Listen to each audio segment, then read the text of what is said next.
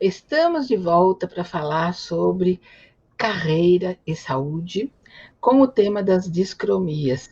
Em dermatologia, o que vale a pena é realmente fazer toda a clínica dermatológica, compreender como ela funciona e desenvolver uma verdadeira carreira de pesquisa, de investigação e de percepção das coisas importantes para poder fazer um diagnóstico correto, desenvolver ideias em torno desse diagnóstico e promover o melhor tratamento. Nós estamos aqui com o Dr. Celso Lopes, um professor já de carreira bem consagrado, que tem uma especialização em vitiligo, uma subespecialização, quer dizer, como dermatologista, ele tem uma visão total e, como especialização, escolheu se dedicar em profundidade ao vitiligo e as doenças que têm interesse, como distúrbios pigmentares. Doutor Celso, podemos começar perguntando a você se existem muitos casos de vitiligo no nosso país. Se você tem um afluxo muito grande de pacientes com esse tipo de problema, se eles têm realmente vitiligo ou eles vão mais com receio de ter, porque infelizmente o vitiligo traz uma sensação de perda ou de problema de aparência, né? Então eu gostaria de saber de você como é que funciona isso na sua vida diária. Boa noite. Eu acho, vitiligo, nós temos uma prevalência de cerca de 1% da população mundial, tá?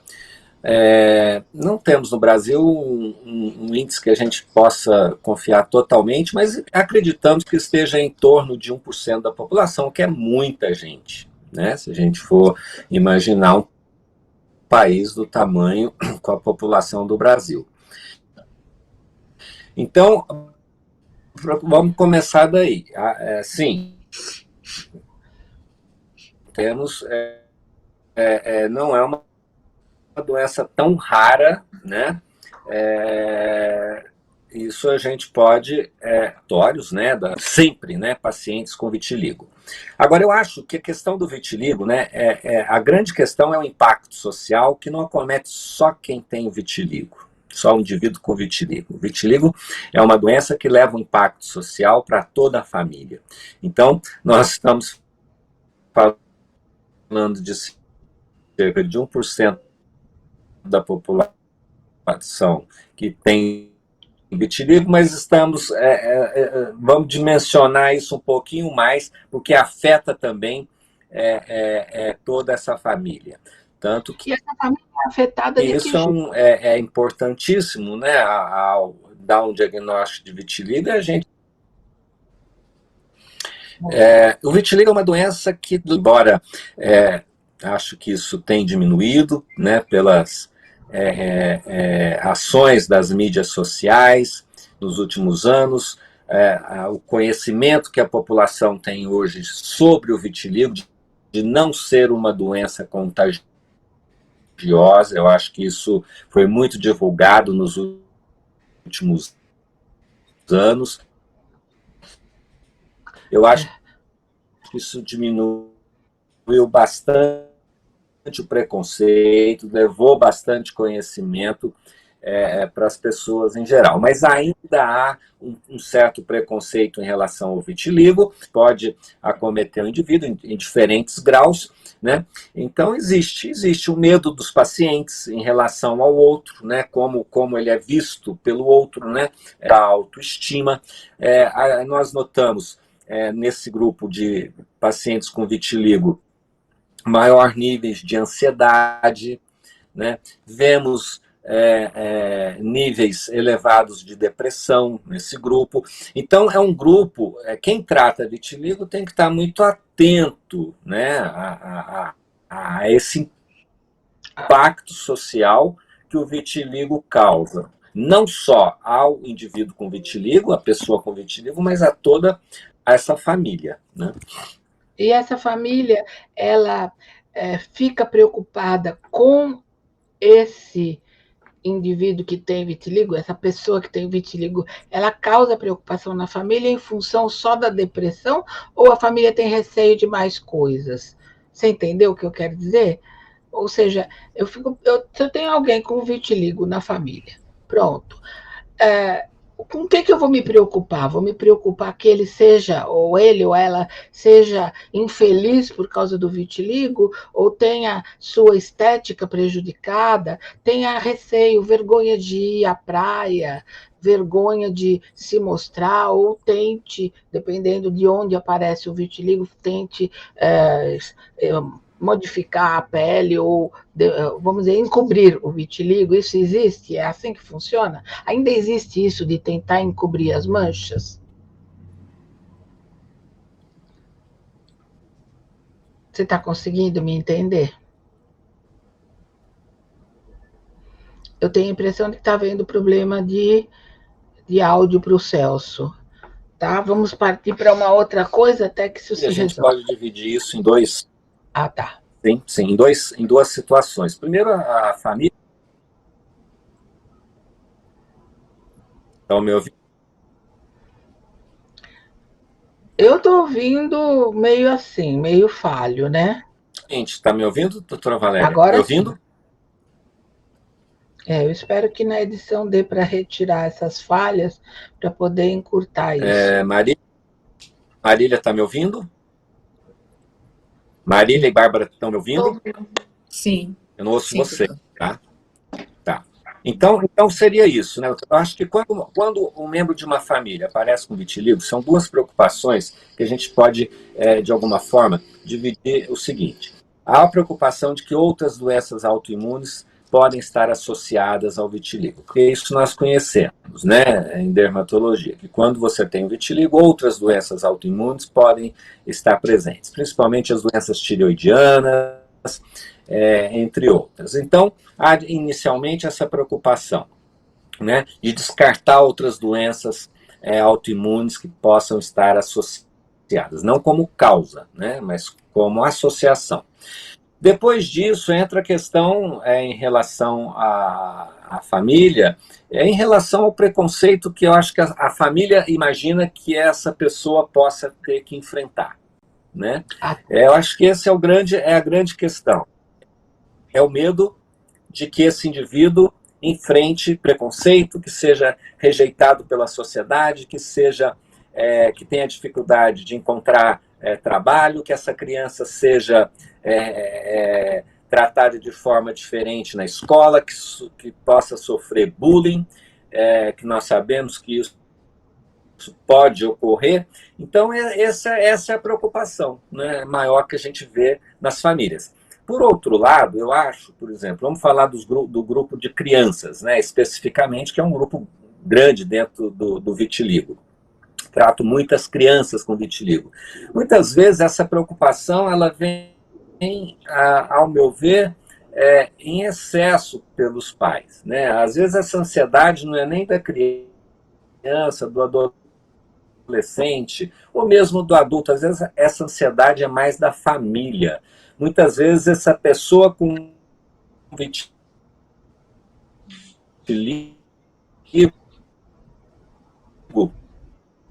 ela está lidando com isso de uma forma muito tranquila, mas a família está ansiosa. Por isso que eu sempre falo que não tem como tratar vitiligo sem você estar avaliando essa questão da dinâmica familiar. Quem é que está sofrendo mais com esse diagnóstico? Nem sempre é o paciente, muitas vezes é o pai, a mãe, é o avô, é a avó. E você tem que entender isso para conversar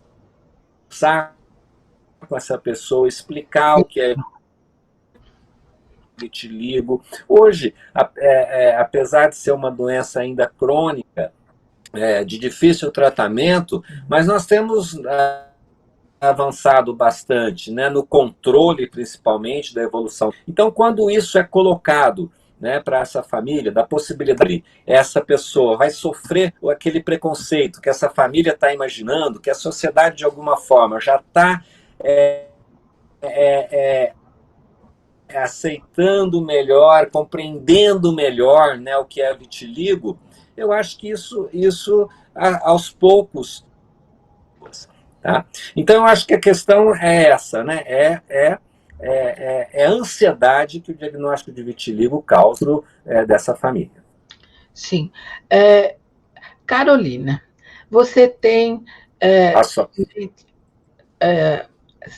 Pronto.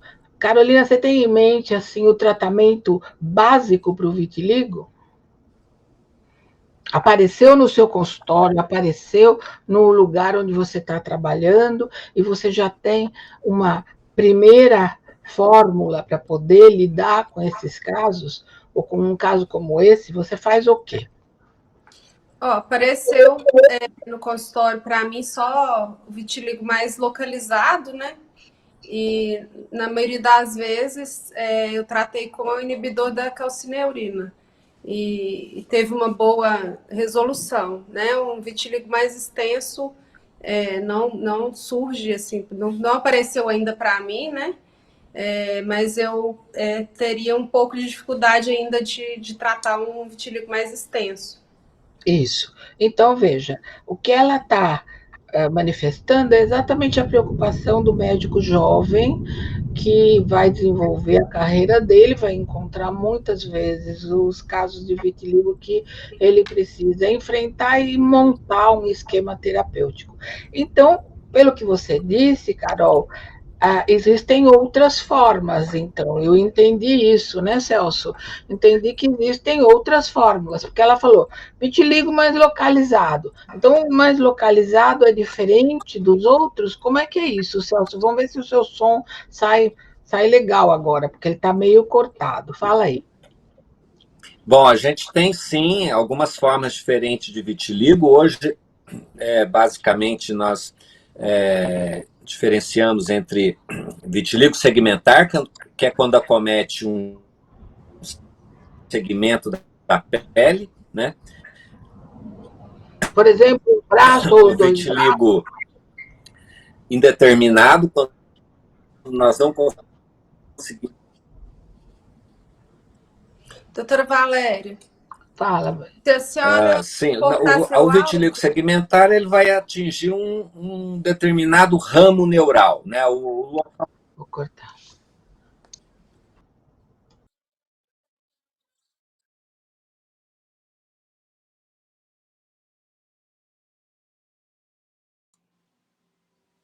Posso? Estão me ouvindo? Estão me ouvindo?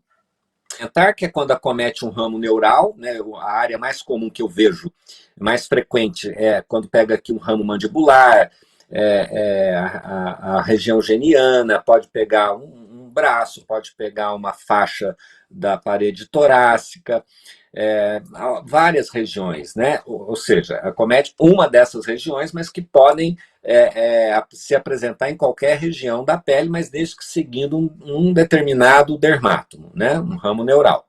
Então, esse seria o vitiligo segmentar. Temos o vitiligo, que hoje nós classificamos como vitiligo, quando não é vitiligo segmentar.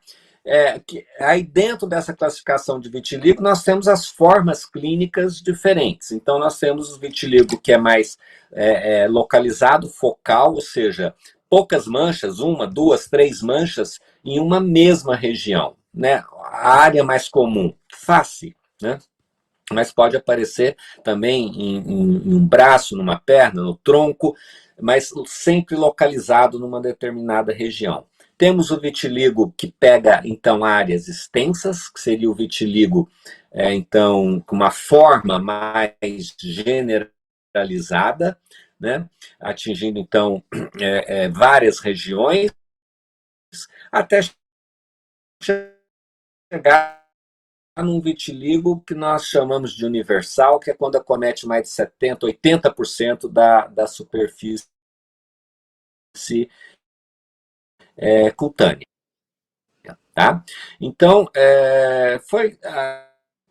tivemos uma convenção aí alguns anos atrás, né, que determinou-se que essas formas generalizada, localizada, chamávamos antes, universal, isso tudo é colocado sobre o que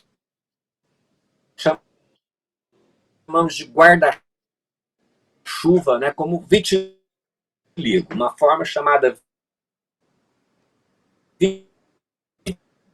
vitiligo. Então, seria o guarda-chuva para todas essas formas clínicas diferentes. E teríamos, então, o vitiligo segmentar, que é o que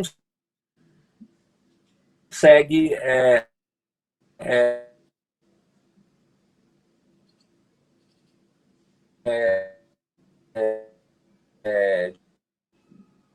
diferenciar, muitas vezes, no início de um processo,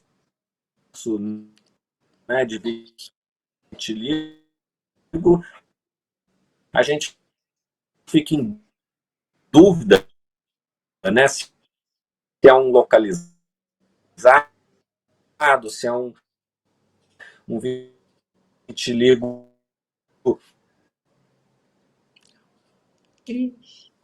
Realmente existe uma falha técnica aí que eu espero que seja resolvida logo. É o seguinte, vocês acham, vou falar agora com a Bárbara, você acha que o fato da pessoa estar sem o pigmento naqueles locais em que o vitiligo aparece, então está praticamente exposta a pele ao sol, o sol vai ser mais nocivo para essa pessoa, vai criar mais problemas, ou é diferente a resposta da pessoa que tem vitiligo em relação ao sol? Por exemplo, eu sou muito clara, eu tomo sol, eu fico avermelhada e tudo. Mas se eu tiver vitiligo, o local do vitiligo vai ser mais avermelhado e vai estar mais sujeito a queimadura e mais câncer de pele? Isso aí, doutora Valéria, vai ter mais chance porque aquela pele vai estar sem o pigmento, né, que a gente é chamado de melanina. Então, essa melanina tem a função de proteger, né? E com a ausência, tem a perda da proteção. Isso. Consequentemente... Esse é o senso comum, né? Mas aí eu gostaria, assim que o Celso estiver de volta, gostaria de perguntar a ele se as pessoas que tomam sol e têm vitiligo e tomam sol, por exemplo, pescador, essas pessoas que ficam expostas ao sol, se eles têm mais câncer de pele que o habitual, porque parece que não é bem assim. Então, uma pessoa clara, como eu, muito clara, que toma sol pode ter uma propensão grande para câncer de pele, dependendo da intensidade do sol. Agora, uma pessoa que tem vitiligo e faz fototerapia, por exemplo, para se tratar do vitiligo, será que ela vai ter mais câncer de pele? Essa é uma questão a ser discutida, porque parece que não funciona exatamente assim, né? Existem trabalhos que demonstram que pessoas que têm vitiligo não têm maior predisposição a câncer de pele. Isso é interessante. Aí a gente pode perguntar para o Celso, você está conseguindo nos ouvir, Celso? Porque alguma coisa aí está dificultando o som. Mas você nos ouviu com essa dúvida? Esse é um aspecto da questão, tá? E se você puder responder agora, você nos diz, senão eu vou passar para outra pergunta, né, para a gente poder discutir mais coisas sobre discromia. Antes que o Celso possa voltar, Carol, você aquela hora falou do melasma, né?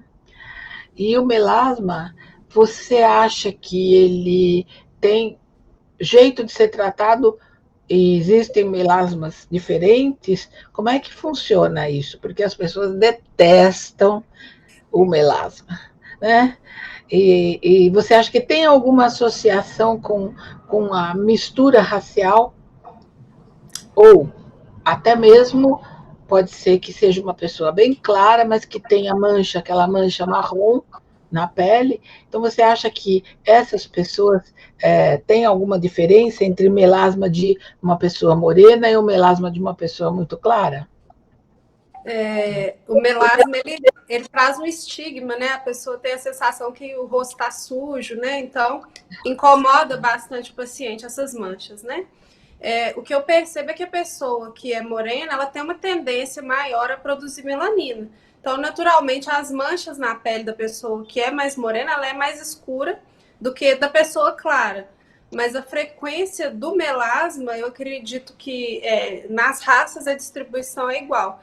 É mais frequente na mulher por questão hormonal, né? O estrogênio é um fator que interfere na formação dessas manchas, mas em relação a tom de pele não interfere, só a coloração pelo fato da melanina da pessoa morena, pelo fato do melanócito da pessoa mais morena produzir mais pigmento, né? Gostei da resposta, viu? Gostei muito. Porque, de fato, a sensação é essa mesmo. Mas eu fico pensando, toda vez que a gente lida com melasma, dá vontade de fazer uma pesquisa mais aprofundada para saber o que está acontecendo. Será que esse é mais superficial? Será que essa mancha é mais profunda? Será que se a gente fizer um peeling, por exemplo, pode ajudar? Como é que é isso de fazer peeling em quem tem melasma? Você faz? Faço. Melasma é uma doença assim, que tem muitas causas, né? Aquecimento da pele, a irradiação solar, a irradiação infravermelha, as próprias luzes, né, dos ambientes. E a gente percebe que o tratamento para uma pessoa de determinado jeito responde bem, para outros não. Eu tenho alguns pacientes que eu tratei com muito sucesso e eu tenho melasma super difícil de tratar. Então, assim, as respostas são individuais, né? Tem muitos meios de tratamento e, às vezes, a gente tem que ir tentando e trocando, né? Até ter uma resposta legal. Eu faço peeling, sim, no melasma, mas tem que ser um peeling mais superficial, né? Porque quanto mais a gente agride a pele, mais os melanócitos respondem, né? Com a produção de melanina e, às vezes, escurece ainda mais as manchas, né? E eu gosto muito de tratamento oral com antioxidante. Eu acho que tem um resultado legal. E tópico mesmo, para casa. E vai devagarinho, né? Água mole em pedra dura, até clarear. Então, veja, você concorda, Bárbara, que o tratamento do melasma tem que ser bem lento e tem que ter paciência dos dois lados, tanto de quem trata. Bem lento, realmente, tem que ter muita paciência, né? Porque pode ter o efeito rebote, né, também, né? Que existe. Isso, se for com muita sede ao pote, pode inflamar e causar mais mancha. Celso, você voltou, que maravilha! E aí, tá melhor agora? Né? Agora parece que o som tá melhor. Só pelo eu já percebi. Então, mas eu tava ouvindo vocês perfeitamente, mas vocês não me ouviam. Não, eu não ouvia e estava brecando, sabe? O som estava sendo intermitente, estava difícil. Mas eu queria te perguntar, Celso, voltando ao vitiligo, já que a nossa conversa é bem informal, voltando ao vitiligo, as pessoas que têm vitiligo têm mais câncer de pele? Não, isso é uma ideia que a gente tinha até alguns anos atrás, de quem tinha vitiligo essas pessoas eram mais predispostas ao câncer de pele, e na verdade hoje isso está mudando, né? Essa ideia não existe mais, e muitos estudos mostrando que isso não ocorre, tá? Ainda não compreendemos bem, né, por quê, mas isso não tem. Quem tem vitiligo não tem maior tendência a ter câncer de pele, tá? É muito raro, aliás, que a gente possa encontrar um paciente com vitiligo com câncer de pele. Temos estudos, inclusive, assim, de longo tempo, de longo tempo de acompanhamento de pessoas com vitiligo que fizeram tratamento fizeram fototerapia, né? E também, principalmente tratando-se de fototerapia com o VB narrowband, né? E pouca incidência de câncer de pele. Pessoas que se expõem ao sol, como trabalhadores que têm vitiligo e ficam expostos ao sol, mesmo essas pessoas não é comum ter câncer de pele. Isso é surpreendente, porque se nós formos comparar com outras doenças, né? Como os albinos, por exemplo, que também têm a falta de pigmento, de melanina na pele, e eles têm muita, né, incidência de câncer de pele, né? Precoce, às vezes muito jovens já têm câncer de pele. E em vitiligo, não. Né? Algumas hipóteses, talvez um aumento da camada córnea nessas regiões, que proteja mais do extrato córneo nessas regiões, que proteja mais esses indivíduos, expressão de algumas proteínas que teriam, então, proteção, que dariam proteção contra esses indivíduos, contra ao câncer de pele. Tá? Então, assim, o cuidado que a gente tem com vitiligo em relação ao sol é importante, por quê? Porque é muito comum queimadura, né? Esse é o grande problema, né? E não vamos aqui também afastar totalmente que esses pacientes não possam ter câncer de pele. O que nós estamos colocando é que não é comum, não é mais comum do que na população em geral. Mas essa preocupação e essa orientação deve ser dada ao paciente de proteção solar, porque o que é muito comum, isso eu vejo muito na minha rotina, no dia a dia, é queimadura solar. Né? Então, esse paciente com vitiligo ele tem que ser muito bem orientado quanto a correta proteção solar para evitar, então, as queimaduras. Que interessante, né? Quer dizer, ele não pode se expor ao sol porque ele tem queimadura solar nesses locais, mas ele não desenvolve tão facilmente o câncer de pele, que é o que a gente poderia esperar. Isso é motivo para muita pesquisa mesmo, né? Isso é bem intrigante. Agora, o que eu queria te perguntar o vitiligo mais resistente é aquele que pega determinadas regiões, porque eu vi aí na fotografia anterior, na foto anterior, em que a gente vê o pescoço, os lábios, as pálpebras. Existem locais que respondem melhor ao tratamento?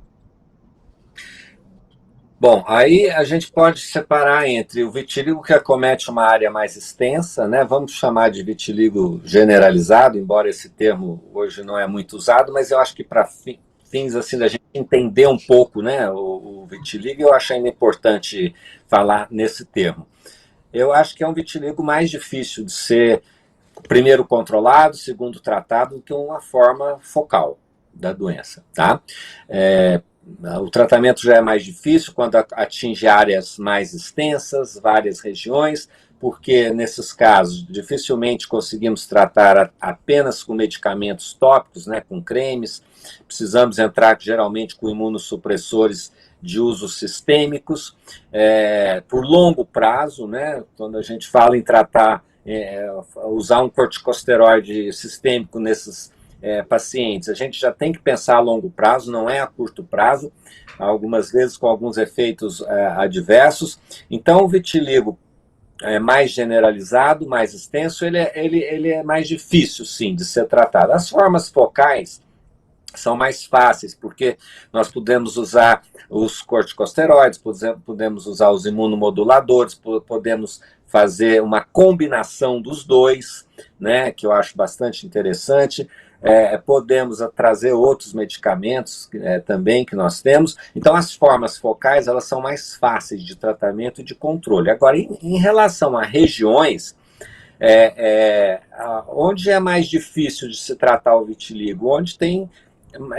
Onde não temos ou temos poucos folículos pilosos, porque quando nós conseguimos a repigmentação do vitiligo, nós temos dois tipos de repigmentação, que nós chamamos de marginal, que é quando os melanócitos da margem, né, da mancha migram para dentro da mancha, repigmentando, e temos a forma folicular, que é quando os melanócitos ao redor dos folículos pilosos migram para as manchas. E essa é uma forma muito interessante de repigmentação. Por quê? Porque surgem aquelas ilhotas, né, que a gente chama de ilhotas, no centro das manchas. E ali ela vai, então, aumentando, e isso vai espalhando a repigmentação. Os melanócitos vão migrando de uma forma muito mais fácil. Então, as áreas pobres em folículos pilosos são as áreas mais difíceis de tratamento. Onde são essas áreas? As extremidades, né?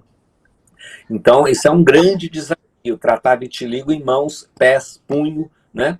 É difícil. Por quê? Além de não ter ou ter poucos folículos pilosos, nós temos ainda o problema do trauma, né? Então, pé é uma região que, você está lavando sempre, você está mexendo com alguma coisa, você está traumatizante. Tivemos agora na pandemia o uso do álcool gel, as pessoas começaram a ter que lavar mais coisas, isso foi um fator agravante muito grande para o vitiligo, né?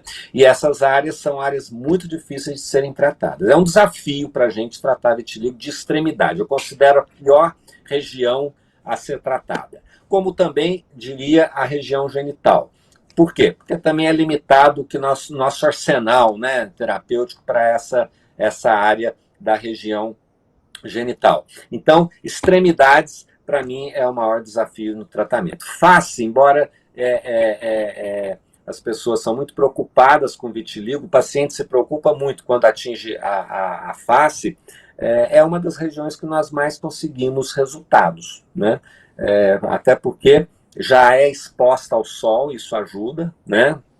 O fato de estar exposto, a face pelo menos o paciente que circula um pouquinho, toma um pouquinho de sol, isso ajuda no tratamento, porque ao mesmo tempo que ele não pode tomar muito sol, porque pode levar uma queimadura, o sol também é um aliado nosso no tratamento, né? O sol por um tempo controlado, eu sempre estimulo isso nos meus pacientes, né? Determino, dependendo do fototipo desse paciente, né, um tempo determinado que ele deve tomar o sol. E isso ajuda bastante a gente no tratamento, tá?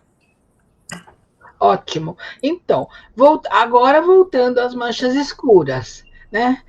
Vamos lá. Você se lembra, Carol, de outro tipo de manchas que podem acontecer sem ser melasma, sem ser vitiligo? Vamos falar dos outros. Vai lembrando também você, Bárbara, porque eu vou pegar as duas agora, viu? Quem manda vocês serem jovens, né? Se eles fossem velhos, não estavam nem aí. Não estava pedindo nada. Fala.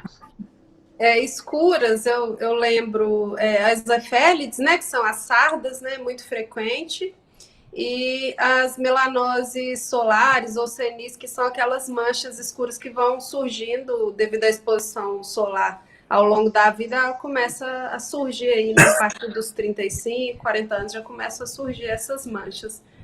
Então seria a mancha de envelhecimento, né? Que também ninguém quer ter, né? No dorso das mãos, e vem junto, né? Já vamos falar por que acontece isso. Mas tem outros tipos de mancha que eu estava acabando de me lembrar agora. Você está lembrada de mais manchas, Bárbara? Antes da gente começar a falar do envelhecimento? As manchas, por exemplo, o uso de limão, né? Queimadura por limão, que é uma das manchas. Sim, boa lembrança seria. Que é muito comum. Isso, no verão, né, aparece bastante. E seria a fitofotodermatite, né? Isso aí. As pessoas que não lembram que mexeram com limão, até não lembram que fizeram caipirinha, que temperaram coisa no churrasco. É verdade isso, mas tem uma característica isso, né? Certamente na sua aula você deve demonstrar. Tem uma característica bem forte. Qual seria essa característica forte das manchas provocadas por limão? Primeiro é limão Tahiti, né? Aquele que não tem caroço, costuma ser esse. Mas tem uma característica bem forte. Será que vocês se lembram ou não? Elas são bizarras, elas são estranhas, elas não têm formato de coisa natural, né? É um dedo, é uma linha reta, arrastado. O que você está pensando, Celso? Você também está pensando nisso, na bizarrice, né? Às vezes a criança vem com os dedos do pai, que está todo alegre ali, cheio de cerveja, ele vem com aquela mão melada de caipirinha, de tudo, né?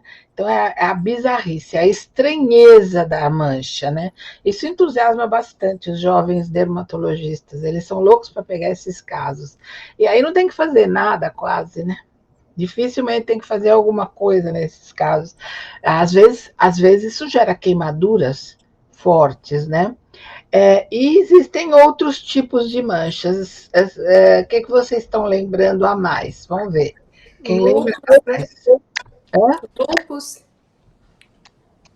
De quê? Lúpus. Lúpus. Como é que é isso, então, já que você falou?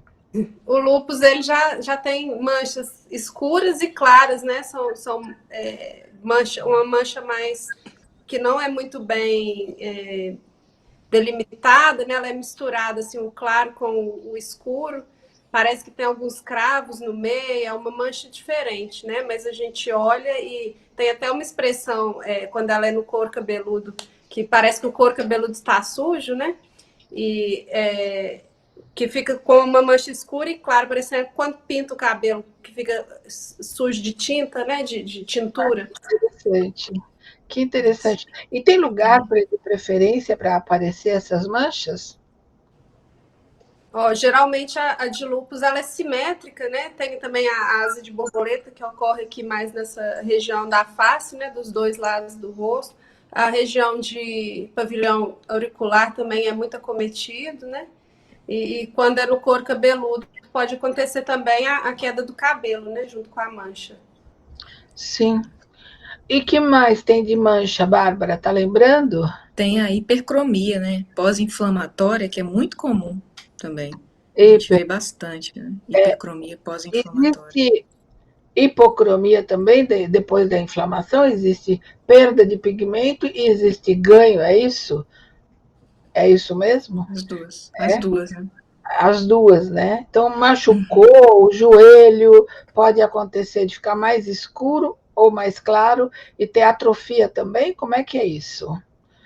Porque a mancha pós-inflamatória é sempre escura, Celso? Sempre clara ou sempre escura? Pode variar? Pode variar, dependendo do tipo de pele, né, do paciente. Você pode ter uma hipocromia pós-inflamatória, que é uma diminuição do pigmento, uma acromia pós-inflamatória, chamamos de mancha vitiligoide até, né, que perde o pigmento, então, destruição dos melanócitos, né, ali na região. Você pode ter uma hipercromia, um aumento, né, do pigmento, isso dependendo muito do fototipo do paciente, né? Isso, então tanto faz. Ou seja, teve uma lesão inflamatória, tanto faz, pode ser mais ou menos pigmentada, né? Isso também é. Qual mais? Tem uma que está na minha cabeça, quero ver se vocês se lembram. Qual seria a outra mancha pigmentada? Medicamento, né? Sim. Tema pigmentar. Medicamento. Fixo. Isso mesmo. O que tem sido mais responsabilizado é a dipirona. Dipirona. Dipirona pode dar mancha que dura anos, né? Às vezes a gente pega uma mancha de dipirona em volta da boca, fica com aquela mancha escura durante anos. Você pode querer clarear aquilo, não consegue. Vocês já tiveram casos de mancha por dipirona? Ainda não. Não? Ainda falta muito. Pode ser que eu não identifiquei, né? Né? Nossa, a dipirona dá muita mancha. Fala, Celso, qual é a tua experiência com a dipirona? Muita mancha, né? Eu acho que tem duas drogas que dão muito. Estamos falando do eritema fixo, né? Principalmente. Isso, claro. Né? Do eritema fixo. São as principais drogas, dipirona e sulfa, né? Que eu acho que é o que mais a gente vê. Também alguns anti-inflamatórios eu já vi, mas assim, a grande maioria por dipirona. E é muito por sulfa. Eu acho que sulfa era mais usada, né? Há alguns anos atrás. Pouco, mas pode ter isso. Você vai ter. Olha, mancha pode acontecer por medicamento e por vários tipos de medicamento. É que a gente não pega tanto por outros tipos, né? Mas você já teve, Celso, que pesquisar muito medicamento para justificar uma mancha, né? Você pergunta, a pessoa está com aquela mancha ali, ela diz que não tomou nada, e de repente tomou um medicamento para dor de cabeça, tomou um analgésico. Essa é sempre uma dificuldade muito grande. Eu falo que a maior que a gente tem dentro da dermatologia é descobrir medicamentos que o paciente usou. Porque muitas vezes para o paciente, um remédio para dor, um analgésico, não é medicamento.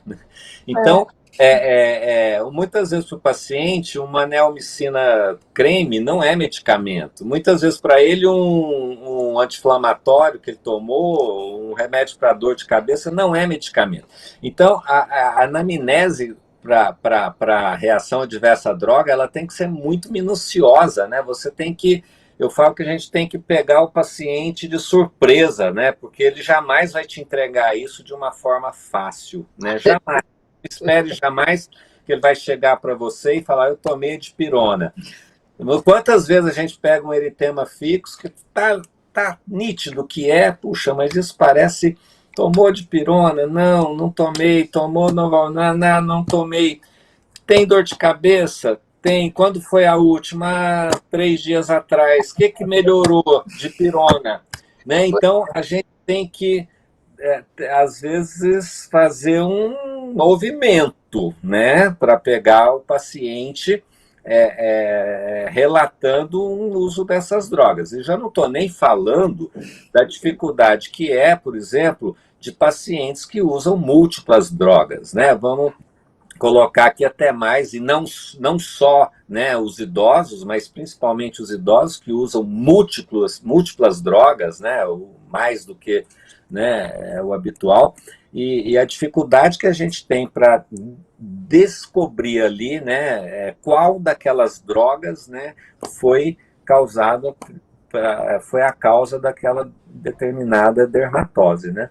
E muitas vezes até a associação de uma droga com outra pode, né, essa associação causar uma determinada reação adversa, e levando, então, a alteração de pigmento da pele, que é o nosso assunto aqui, né? Que a gente... Eu estava pensando, nós temos a questão das manchas, e nesse caso, manchas pigmentares, principalmente, né? Mas tem outras manchas que a gente já vai falar. Mas saímos das manchas pigmentares para entrar nos medicamentos que provocam manchas pigmentares também, para vocês verem que os assuntos, os temas estão muitas vezes interrelacionados, e nós vamos ter um momento para falar sobre as lesões produzidas por drogas, né? São as farmacodermias, que, aliás, também é um assunto que o Celso sempre abordou, né, Celso?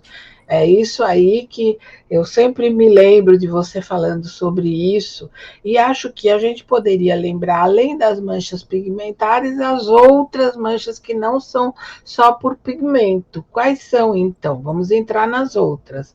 Vamos lá, qual das duas vai falar primeiro? Manchas pigmentares, quais são as outras? Tem de outro tipo também, né? Seriam Você fala as hipocrômicas? Não, aí seria pigmentar. Seria vasculos sanguíneas, né? As manchas que são decorrentes de fenômenos vasculares, né? Lembra dessa classificação? As manchas podem ser pigmentares e vasculos sanguíneas também, outras manchas. Por exemplo, uma mancha angiomatosa, né? Uma mancha produzida por extravasamento de sangue. É isso aí? Pode me dizer o que vocês lembram sobre isso? Que isso tem que rever, né, na cabeça. Como é que é isso? No eczema de estase, né? O acúmulo de hemosiderina, né? Pode deixar a pele mais escurecida também, né? Que é o derrame vascular, né? Que eu estou me lembrando. Né? Hemangiomas também, né? Que a gente vê. Sim, sim, exatamente. Então, veja, essas manchas que seriam produzidas por extravasamento de hemácias. Isso acontece também bastante para quem tem varizes, né?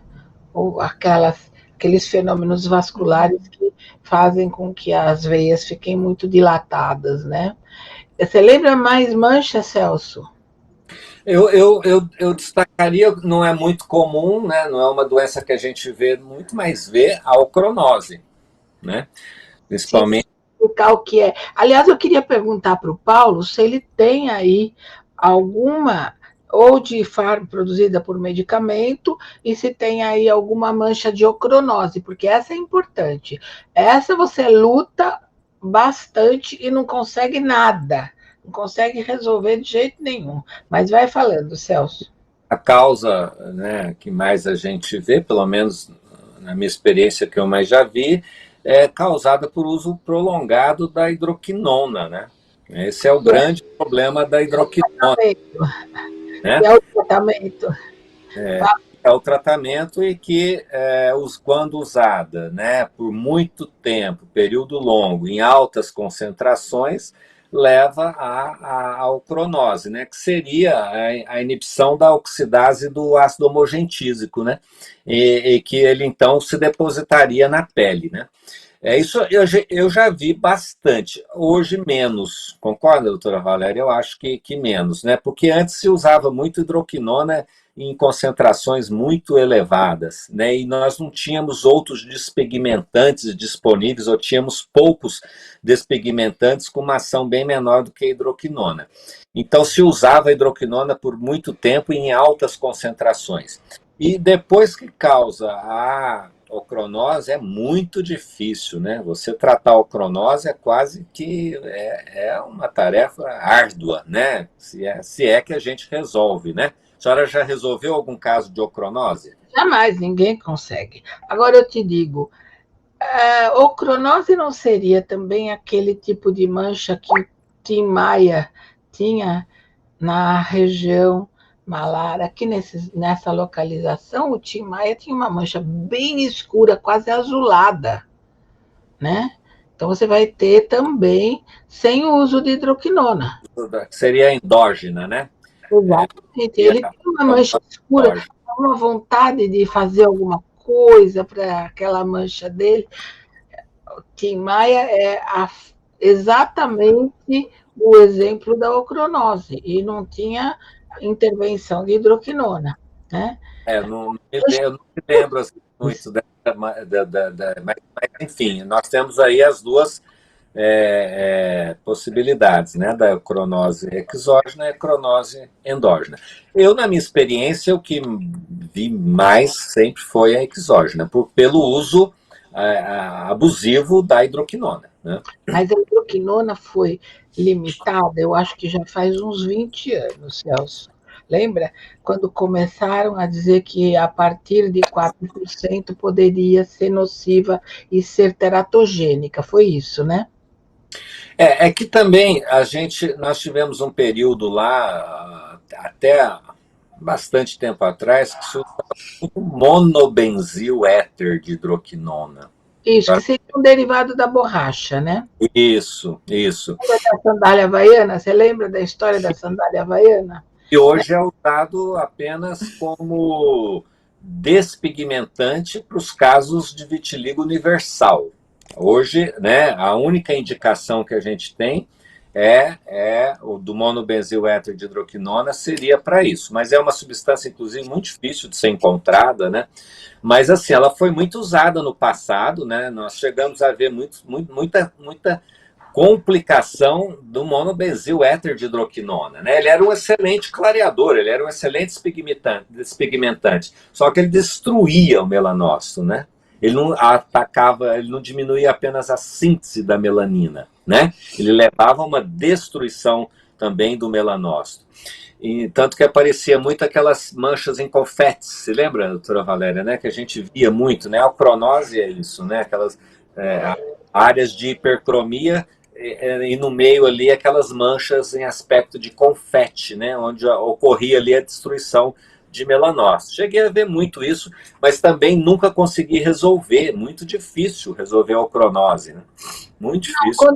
Quando eu vejo casos desse tipo, eu começo a convencer a pessoa a que nós sejamos cúmplices. Ela vai procurando na internet saber se pepino resolve, o que pode resolver algum tipo de coisa assim mágica, porque você vê toda hora falarem pela internet. Quando você está ouvindo uma música, de repente, no intervalo da música, aparece lá, você já sabe que manchas, não sei o quê, aí usa a papa de não sei o quê, faz não sei o quê lá, eu já nem escuto isso, né? Mas o que tem de propaganda de coisa caseira para tratar manchas, eu não sei que vantagem leva com isso, mas em todo caso, muita coisa caseira, tem muito produto, mas o sucesso desses produtos é muito pequeno, provavelmente. Então, as pessoas vão circulando para ver qual vai ser a bola da vez, né? Qual vai ser o pepino que elas vão usar dessa vez. Então, é muito difícil. Tratar mancha é o que existe de mais difícil. Ter mancha é muito fácil. Tratar é difícil. Então, nós temos aí o quê? As manchas produzidas por medicamento, mancha produzida por excesso de sol, mancha.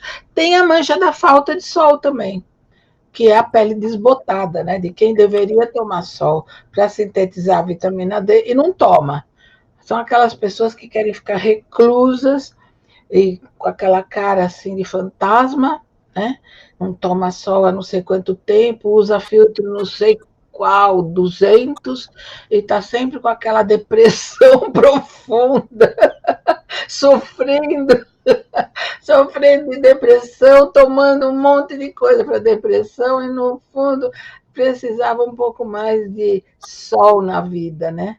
Então, fala que você tá no mudo. Sol e vitamina D, né? Um pouquinho de sol. Assim, Aqui é equilíbrio, né? O que nós estamos falando é de equilíbrio, né? Ninguém pode se expor muito ao sol, ninguém pode estar no sol naqueles períodos, né, de maior intensidade, o uso de sol quando vai se estar na praia, quando vai caminhar por um longo período, quando vai estar exposto ao ambiente, né, ao ar livre por muito tempo, mas, por outro lado, também eu acho que está faltando essa orientação de que um pouco de sol é necessário, né? Isso está fazendo muita falta, né? eu gosto da analogia do cartão de crédito. O sol é cartão de crédito. Você não pode estourar e você não pode deixar de usar, senão o banco te esquece, né? Você fica zerado no crédito. Então, veja, cada um de nós tem um crédito de sol. Eu tenho pouquinho, eu só tomar sol já loguinho eu sintetizo a vitamina D, porque quase não tenho barreira, né? Mas o Celso já é moreno, você já é mais moreno, né? Precisa de um pouco mais. Um pouquinho mais, você não chega a ser tão branco, né? Assim, conforme a cor dos olhos, tudo, o crédito de sol é muito maior para quem tem pele morena, olho escuro, cabelo escuro. Esse crédito que eu quero dizer é que a pessoa precisa ficar no sol bem mais tempo para poder sintetizar a vitamina D. Então, isso justifica o fato de que os negros precisam e ficam no sol, olha, numa boa, um tempão no sol, jogando futebol na Bahia, felizes da vida, mas eles têm a síntese da vitamina D que resolve muita coisa no organismo, né? Então, o crédito de sol das pessoas morenas e de pele negra é enorme, porque eles precisam desse sol, né? A barreira é muito forte, a barreira de melanina, né? Agora, nosso crédito, o meu é quase zero. Eu saio um pouquinho, já fico toda vermelha, tudo. Então, provavelmente é mais fácil sintetizar a vitamina D por causa da penetração dos raios solares. Então, a gente vê aí que a questão do sol é muito interessante. O sol é vida. O sol dá disposição para as pessoas, e não é uma disposição porque você fica bonitinho, morena, o Celso fica moreno. Essa disposição e ficar moreno vem junto com o bem-estar geral, né? Ou você não sente na praia que você fica feliz, Celso? Você, aí, você fica feliz. E não, você não fica feliz porque você vai ser mais bonito. Bonito você já é, mas feliz você fica porque alguma interferência no organismo o sol vai ter. Então, as manchas solares são decorrentes da exposição solar. E a gente vai ter que, nos idosos, as manchas são produzidas pela falha de distribuição do pigmento. Ele não é mais distribuído uniformemente. Então, você vai ter os focos ali de pigmento, aquelas manchas solares que os idosos gostariam, idosos como eu gostariam de não ter nas mãos, porque é sinal do tempo, né? Do tempo que passou. Né? É só tentar, né, doutora Valéria, o cuidado assim, maior, né, principalmente de quem tem história familiar, né, de câncer de pele, né, principalmente o melanoma, né? Então, Eu acho que essa é uma questão também importante a ser discutida, né? É um grupo, né, de quem tem ou histórico pessoal ou familiar, né, de câncer de pele, que tem que ter um cuidado muito maior, né? O melanoma não é tão afetado pelo sol quanto os outros tipos de câncer. Vários pinos, sim. Porque tem gente que tem melanoma e nem é em lugar exposto. Na verdade, nem é lugar da pele que está exposto ao sol. Então, o sol ele é mais causador de câncer de pele dos outros tipos, né? O mais comum, que retirando, a maior parte deles retirando precocemente resolve, e o dos idosos é interessante, né? Você, carcinoma dos idosos que tomaram muito sol na vida, passaram a vida tomando sol, principalmente aqueles idosos que não são que habitualmente expostos ao sol. É aquele que hoje é idoso, como eu, por exemplo, que passa a vida dentro do escritório e só vai no fim de semana tomar sol. Então, essas pessoas têm mais predisposição para câncer de pele. No final das contas, a questão das manchas dos idosos são produzidas pelo sol e pela má distribuição do pigmento na pele. Então, aqueles pontos esbranquiçados, vitiligoides, às vezes, pequenos confetes também de falta de pigmento, esse aí não dá nem para pensar em tratar, né, Celso?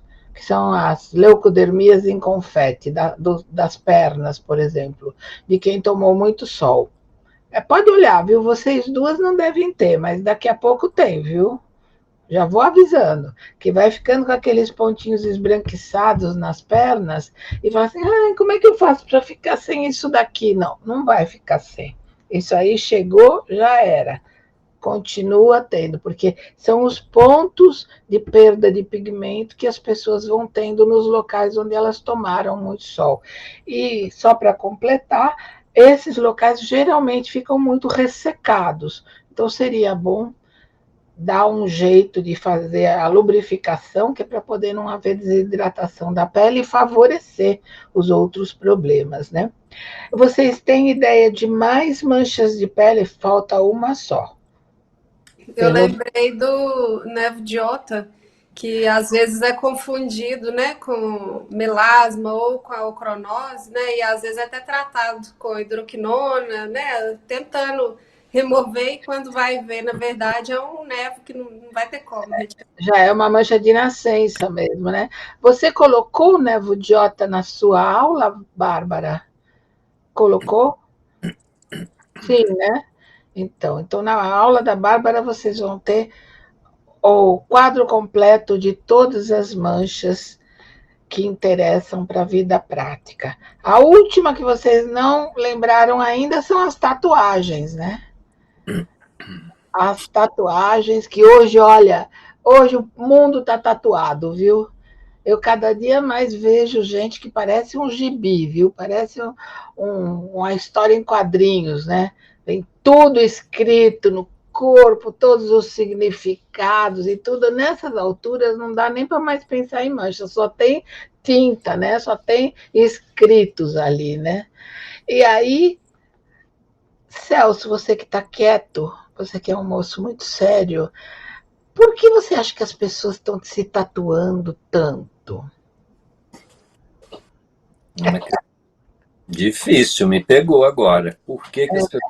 Eu acho que a questão da imagem, né, doutora Valéria, de uma forma geral, foi tomando muita importância nos últimos anos, né? Assim, eu acho que isso entra dentro dessa questão toda da imagem. Então, se a gente for falar de tatuagem, por que as pessoas estão fazendo muita tatuagem? Pelo mesmo motivo que estão aplicando muito botox, fazendo muito preenchimento, fazendo muito isso, aquilo. Eu acho que a questão da imagem, né, é um fator que, infelizmente ou infelizmente, não sei, aí é uma outra discussão, mas que hoje é importante para as pessoas mais do que era. Então elas vão começar a se tatuar, vão fazer de cada dia mais coisas, né?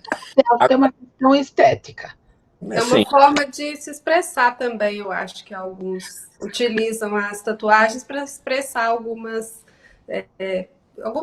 filosofias ou o modo deles viverem, ou para se agrupar, né? Tal pessoa tem que a tatuagem, gosta disso, eu vou me identifico com ela, vou me aproximar dela. Eu penso que muitas vezes também é isso.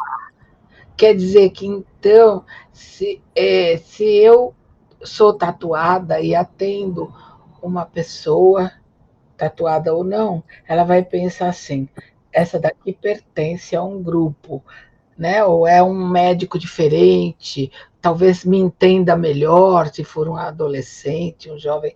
Eu andei pensando nisso, né? Isso seria só para completar nossa conversa de hoje, porque a aula da Bárbara vem aí e tudo vai ser, vamos dizer, resolvido de maneira organizada. Então, vamos lá.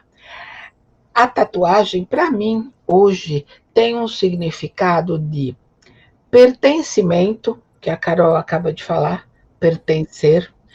Tem o significado de permanência, permanecer, porque tudo hoje é muito volátil, muito fugaz. Você vê hoje, já amanhã não existe mais, já mudou, já tudo está aí a tecnologia para mostrar. O que você está usando hoje de tecnologia, mesmo até de moda, vestimenta, tudo isso é volátil. Vai acabando e você vai sentindo que você vai se esvaindo, você não está mais existindo, então você tem que pertencer e tem que ter uma sensação de perenidade, permanência, pelo menos aquilo permanece em você. Significado, tem que haver um significado nisso, as pessoas têm que sentir que elas estão produzindo um significado, ou seja, você pode perceber assim, essa foto, essa daqui que é a minha mãe, as pessoas não falam muito em pôr namorado, nem nada, porque também isso é volátil, né? Mas é mais mãe, coisas assim de afeto mais profundo. Então, tudo isso dá. Um pouco eu li, mas eu acho que o que eu li não era tão profundo, mas o que eu estou percebendo nas pessoas que estão com muitas tatuagens é que elas têm um desejo intenso de tornar tudo muito significativo, tornar tudo muito cheio de conteúdo. Entende? Porque hoje a tendência é de achar que quem é jovem, mesmo quem tem um pouco mais de vivência, tudo está esvaziado. E então as pessoas querem ter significado e querem ter conteúdo para elas, né? Estou vendo isso aqui é uma frase, as pessoas colocam frases de filosóficas importantes para elas, por exemplo, terem menos angústia, terem menos. Eu sem medo de ser feliz, não sei, tudo isso. Eu acho que a profundidade está nisso. Agora, quando eu andei pesquisando, porque, claro, eu tenho minha filha e minha neta que são história em quadrinhos ambulantes, né? Porque elas têm tudo, elas têm significado, tudo toma aquela paixão e tudo. Então eu fiquei pensando, será que isso tem alguma coisa de patológico, né? E fui pesquisar. Pessoas que têm muitas tatuagens, quando comparadas com pessoas que têm pouca tatuagem ou não se tatuam, as pessoas que têm muita tatuagem, imagina, tiveram a pachorra de acompanhar através dos anos, elas têm menos doenças. Olha só, ficam com menos doenças, menos proporcionalmente. Então, deve existir também um estímulo neurosensorial, de tal maneira, isso também é um outro aspecto, que quem está fazendo uma tatuagem hoje já está pensando na próxima. Porque existe até inconscientemente algum tipo de prazer nessa.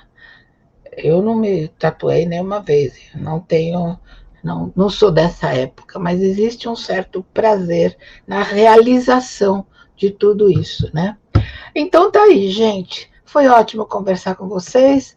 A aula da Bárbara, a experiência do Celso, né? Que com essa cara aí que ele tem, que é séria, mais ou menos séria, Ele, ele gosta muito de se divertir, ele vai atrás de lugares bonitos no mundo para ver tudo e para sentir que a vida vale a pena, né? Tem a Carol, essa mineirinha aí, que, olha, ela é compacta, viu? No que ela pensa, quando ela pensa e fala, ela fala tudo. Você ia falar alguma coisa, Celso?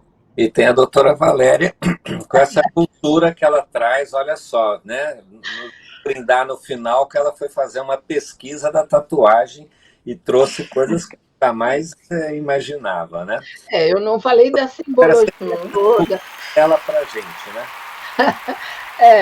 Eu não pesquisei os símbolos todos que existiam para todas as tribos e tal, porque isso aí já é muita coisa. Né? Não. Não precisa, né? Eu acho que essa busca que a senhora fez pela tatuagem, essa colocação que a senhora já trouxe, é interessantíssima. Depois eu quero as referências para ler também, achei interessante. Pois eu vou localizar e vou estudar, viu? É muito interessante isso tudo. Porque para mim é uma coisa mais de imagem, mas a senhora trouxe uma outra dimensão para isso, né? Que então, veja as tatuagens dos jovens que te procuram. Você vai ver que para eles tudo tem um significado. Ou se faz uma coisinha atrás da orelha, tem a mãe que faz ela um lado do coração, a filha faz outro. Quer dizer, as pessoas estão procurando se achar, né? E esses símbolos são símbolos de encontro, né?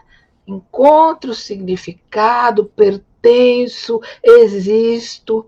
Portanto, eu não estou perdido, né? Eu estou assim, estou me encontrando com tudo isso. Eu mesma gostei. Eu mesma gostei da ideia. E eu prefiro essa ideia, viu? Eu acho que vale a pena para a gente. Será que a gente vai ter que tatuar algum dia para pertencer a algum grupo, doutora Valéria? Se você quiser, Celso, nós teremos os grupos, eu e você, mas você é jovem, né? Eu, numa altura dessa, não dá para ser mais nada, viu? Pertencer a mais nada, porque já estou na fase do. No máximo, eu teria que fazer alguma coisa hippie, porque dark eu não gosto, né? Dark eu não sirvo. Unha preta não vai dar, né? Então, a turma hoje está muito mais mobilizada do que eu. Eu estou tranquila aqui com as minhas ideias e com vocês, que eu gosto muito. Nós fazemos uma tatuagem de rena, que podemos retirar a hora que a gente quiser. Aquela cola escura, né? Pode ser com caneta, Vic, também. Assim, lavou, passou, deixou de pertencer. E assim a gente pode mudar de grupo quantas vezes a gente quiser. Olha, para você dá tempo, viu? Para mim, eu tenho que economizar em tudo. Olha, aproveita bastante, porque ainda agora já está na contagem regressiva. Nada. Gente, uma delícia.